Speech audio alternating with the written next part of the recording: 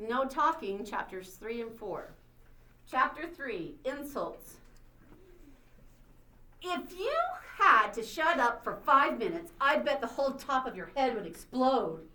As these words flew out of his mouth, Dave had two thoughts. First, he thought, darn it, because he remembered he'd been trying not to talk at all. And his second thought was, Gandhi probably wouldn't have said that, because it wasn't a very nice thing to say. But that's what Dave said, and he said it to Lindsay Burgess, and there was reason he said it. So it's time to back up a little and explain.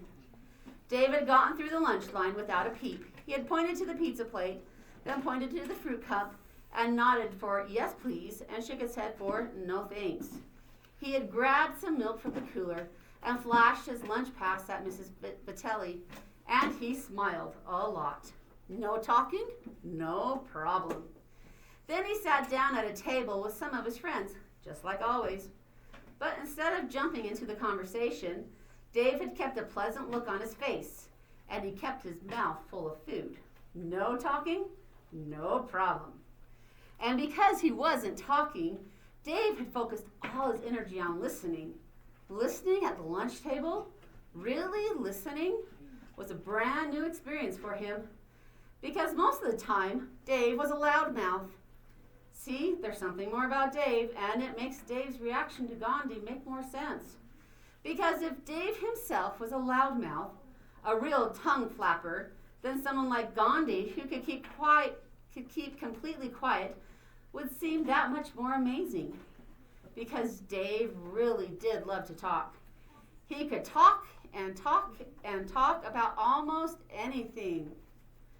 Baseball, cars, dinosaurs, rock hunting, soccer, snowboarding, water skiing, favorite books, best football players, camping, canoeing, PlayStation, Nintendo, Xbox, comic books, TV shows, movies, you name it.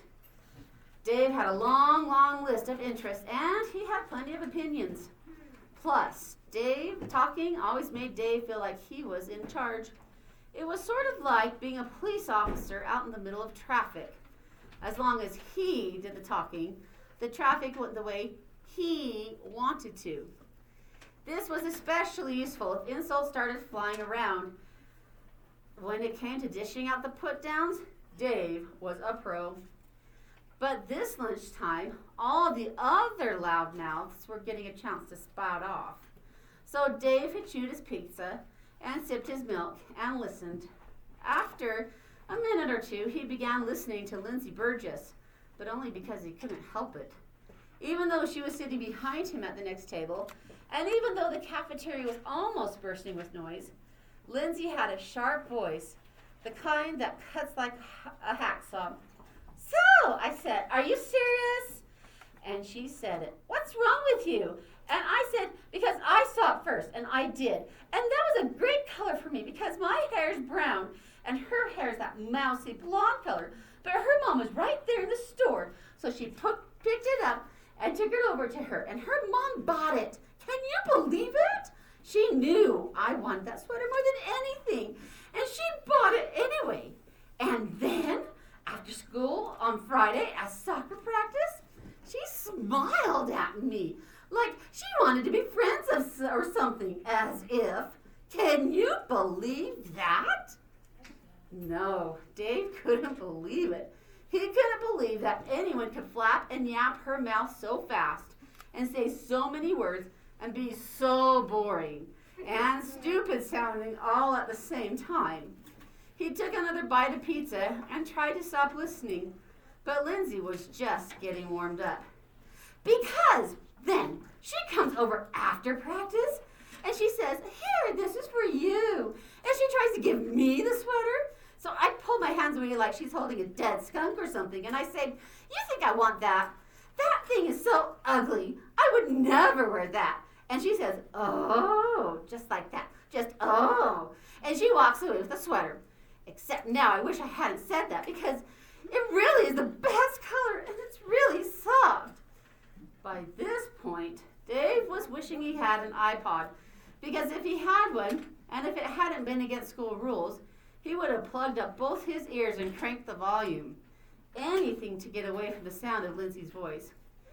Because once I tried wearing this sweater sweater that was made of wool, and it made my neck itch so much. Like, I couldn't even wear it for 2 minutes. But it was okay, because then my mom found this turtleneck way down at the bottom of my dresser. I'd forgotten I even had it. And it was pink. So then I put that one on first, and then the sweater was fine. Because really, it was like 2 colors went together perfectly. Almost like a picture in a magazine. Because last week in Teen People, Jenna and Lori and Keith were at this party, like in Hollywood or somewhere. And Jenna had on a sweater that was almost like the wool one I have. And she was wearing these. At that moment, when Dave completely forgot about keeping silent, he turned around and almost shouted, "If you had to shut up for 5 minutes, I bet the whole top of your head would explode." And Dave was glad he'd said it, even if it wasn't nice. And even though it ended his experiment, because after he said it, Lindsay stopped talking. But the quiet lasted only about 3 seconds. Lindsay said, "Is your cough all better? Because I thought I heard a little whiny little voice."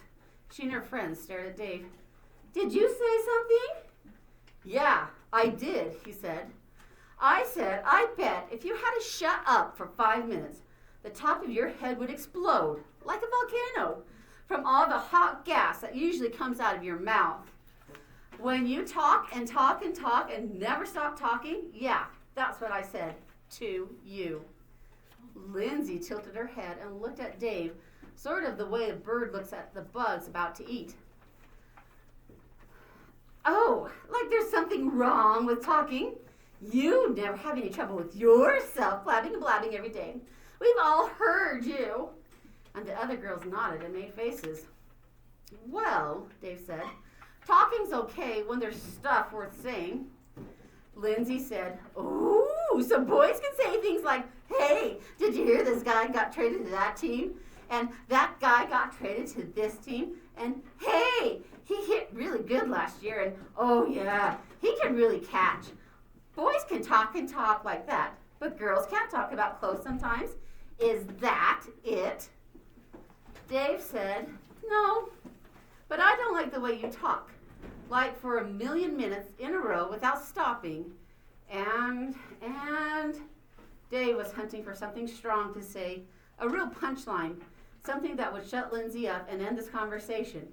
So he said, "And anyway, boys never talk as much as girls do, ever." Please take a careful look at the last thing Dave just said, because with this particular group of 5th graders, that was a dangerous thing to say. And now is a good time to tell a little more about the 5th grade boys and the 5th grade girls at Lake Ten Elementary School to explain why it was a bad idea for Dave to say what he just said, because Dave should have kept his mouth shut. He really should have. Chapter 4, Cooties. When little Dave Packer and all the kids his age first showed up to begin kindergarten, together it was sort of like they were new recruits joining the Army. And kindergarten was sort of like basic training camp, except the teachers were a lot nicer than Army drill instructors. After 9 long months together in kindergarten, Dave and the other new recruits were allowed to quit the Army, but only for the summer, because in September they all had to re-enlist for 1st grade. And after 1st grade, they marched through 2nd grade together, then 3rd, and so on, right through the grades together. A few kids moved away. A couple of new kids arrived, but Dave and those original kindergarten recruits stayed together year after year, and they began to grow up together. At most elementary schools, by the time the group gets to 5th grade, the boys have stopped thinking that the girls have cooties, and the girls have stopped thinking that all the boys have cooties. That's the way it should be to outgrow that stuff. For some groups, it's easy. The kids grow up a little bit, and they all learn that everyone's a real person, and some of those persons are boys, and some are girls. And suddenly, everyone gets along just fine, person to person. No more cooties. However, some groups of kids cling to those cooties a little too long. The boys avoid the girls, and the girls avoid the boys, and everyone keeps seeing cooties everywhere. And sadly, that's the way it was with most of the 5th grade kids at Lake Ten Elementary School. Of course, the 5th graders didn't actually use the word cooties anymore. That would have sounded like baby talk. They use the words like dumb or gross or immature or annoying. But a cootie by any other name is still a cootie. And even worse, Dave and Lindsay were king and queen of the 5th grade cootie clingers. Dave had 0 tolerance for girls, and Lindsay had less than 0 tolerance for boys. And that's why Dave should have kept his mouth shut. Now it's time to get back to the action in the lunchroom, because when Lindsay heard Dave say, "Boys never talk as much as girls do," she felt like all the girls everywhere had been insulted. Slapped in the face by a dumb, gross, immature, annoying boy. And she hadn't forgotten what Dave had already said about the top of her head blowing off because of hot gas. Lindsay wasn't the kind of person who forgives and forgets an insult. She was the kind of person who remembers and then gets even. All right. Oh, this is getting ugly. And it's only the first 4 chapters. Shay. I feel like that is what modern day girls are like today. Sometimes they are. And again, it depends on the group. I absolutely love it when I go outside and I see everybody. It's not separated, boys and girls, and everyone's like hanging around and doing things together. I think that's amazing, and I absolutely love it. Dimitri. I told you so. Yeah. Okay. Where is my screen castify?